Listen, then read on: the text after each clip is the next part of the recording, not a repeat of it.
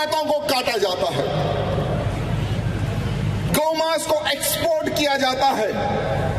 लेकिन आज मैं धन्यवाद प्रकट करता हूं विश्व हिंदू परिषद एवं बजरंग दल का, जो गौ मां की रक्षा के लिए निरंतर दिन रात काम कर रहे हैं। दिन रात कसाईयों से लोहा लेकर, अपने ऊपर एफआईआर करवाकर, फिर भी गौ माता की रक्षा, गौ माता के प्राण बचा रहे हैं। वो है हमारा दल बजरंग दल। आज छत्रपति शिवाजी महाराज के बारे में बोलते हुए मुझे बहुत गर्व होता है कि छत्रपति शिवाजी महाराज ने ऐसे ऐसे युद्ध लड़े जो भूतो ना भविष्य कोई भूल नहीं सकता। मात्र 15 साल की आयु में छत्रपति शिवाजी महाराज ने संपूर्ण भारत को हिंदवी स्वराज का एक सपना लेकर, एक संकल्प लेकर उन्होंने आगे बढ़ा। 16 साल की उम्र में छत्रपति शिवाजी महाराज ने तोरण के किले पर अपना कब्जा जमाया। उस तोरण के किले को जीतने के बाद में छत्रपति शिवाजी महाराज को जो हिंदुओं से लूटा हुआ धन, मंदिरों से लूटा हुआ धन, वो तोरण के किले से जब छत्रपति शिवाजी महाराज को मिलता है, वही धन से एक विशाल सेना का निर्माण छत्रपति शिवाजी महाराज ने किया। लगभग 2 साल तक अपनी सेना को बढ़ाने का काम किया। उसके बाद में तुरन हो, कोंडाना हो, चाकन हो, राजगढ़ हो, ऐसे सभी किलों पर उन्होंने भगवा झंडा लहराया। आज मैं गर्व करता हूं कि मैं इसी धरती पर आकर उनके बारे में बात कर रहा हूं जो छत्रपति शिवाजी महाराज के मावले हैं। आप सब में छत्रपति शिवाजी महाराज का खून दौड़ता है। आप ऐसी धरती से, ऐसी धरती में आपका जन्म हुआ है। साथ ही साथ छत्रपति शिवाजी महाराज का वो किस्सा मैं आप सबको बताना चाहूंगा जो हर बच्चे को पता है, और आने वाले समय में हर बच्चा आने वाली अपनी पीढ़ी को बताना है कि किस तरह से छत्रपति शिवाजी महाराज ने अफजल खान का सीना चीरकर भगवा लहराया था। दक्षिण भारत में छत्रपति शिवाजी महाराज की हुकूमत थी। वो समय पर सुल्तान आदिल शाह ने अफजल खान को भेजा बड़ी सेना देकर कि तुम कुछ भी करो, क्या भी करो, बस शिवाजी को पकड़ो, जिंदा या मुर्दा। बड़ी सेना लेकर आदिल शाह चलता, बड़ी सेना लेकर अफजल खान चलता है शिवाजी महाराज को पकड़ने के लिए। लेकिन प्रतापगढ़ किले में रहते हैं शिवाजी महाराज, आजू बाजू अफजल खान की सेना, लेकिन अफजल खान में यह हिम्मत नहीं थी कि वो किले में घुस जाए। उतना खौफ अफजल खान के दिल में था कि मैं सबसे लड़ सकता हूं लेकिन शिवा से नहीं लड़ सकता। और जब अफजल खान जब आ रहा था तो हमारे मठ मंदिरों को तोड़ा उसने, तुलजा भवानी मंदिर को तोड़ा उसने, हिंदू बहन बेटियों के साथ बलात्कार किया, बहुत अत्याचार किया। जीजा मैया ने आदेश देती है छत्रपति शिवाजी महाराज को किसी भी हाल में इस का सीना फाड़ना है। शिवाजी महाराज ने योजना रची, पत्र लिखा, 2 मुलाकात हुई, लेकिन गद्दार तो गद्दार ही होता है। अफजल खान कौन था? एक मुसलमान था। अफजल खान कौन था? और ये मुसलमान हमेशा से इनकी एक आदत रही है कि ये पीछे से वार करते हैं, पीछे से। अफजल खान भी सोचा कि मैं शिवाजी को तो कस के मार दूंगा, उतना बलशाली अफजल खान, उसने सोचा कि मैं दबा के मार दूंगा। लेकिन छत्रपति शिवाजी महाराज भी उसकी ताकत के बारे में जानकर वो समय पर शिवाजी महाराज ने बुलेट प्रूफ जैकेट का निर्माण किया। वो समय पर बुलेट प्रूफ जैकेट, चाहे कितनी भी कोई ताकत लगा ले लेकिन उसको नहीं हो सकता। उस प्रकार से योजना बनाकर उस अफजल खान से मिलने जाते हैं छत्रपति शिवाजी महाराज।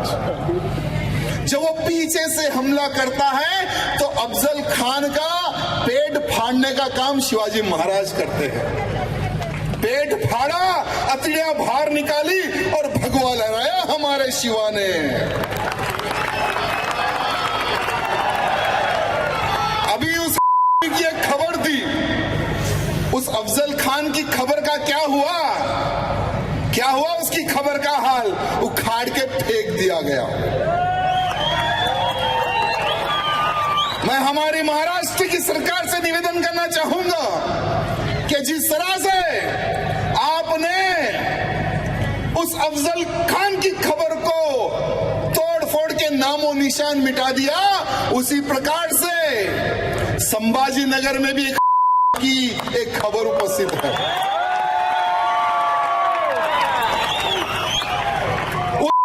की खबर को उखाड़ना है और वहां पर एक शौचालय बनाना है। यह मैं महाराष्ट्र की सरकार के हमारे मुख्यमंत्री जी से निवेदन करना चाहता हूं कि अगर वो काम आपने कर दिया तो आने वाले समय में महाराष्ट्र का हर वो हिंदू का आशीर्वाद आपको मिलेगा तथास्तु के माध्यम से।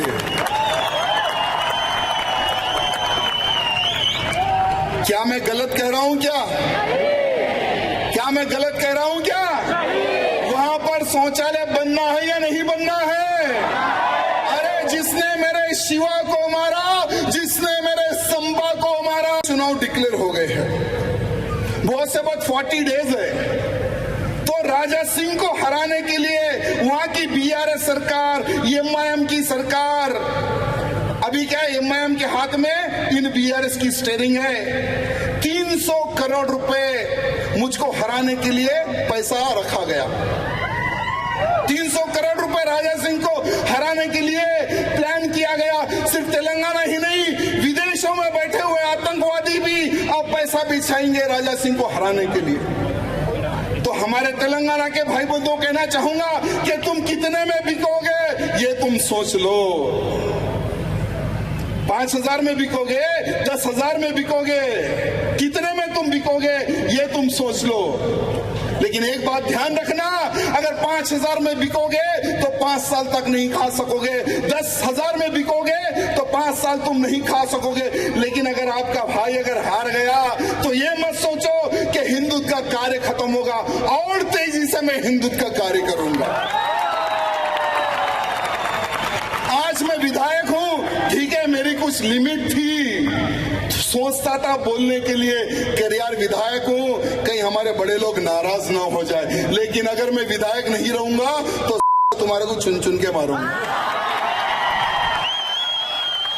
पुराने वाला राजा सिंह बहुत शरीफ था, यानी 2009 से पहले का राजा सिंह की हिस्ट्री बहुत ही सुंदर हिस्ट्री है। मैं भारकम जेल में ज्यादा रहता था। कभी 3 महीने चले गया अंदर, कभी 6 महीने चले गया अंदर, कभी 50 दिन चले गया अंदर। अभी एमएलए बनने के बाद मैं 80 दिन आराम करके आया।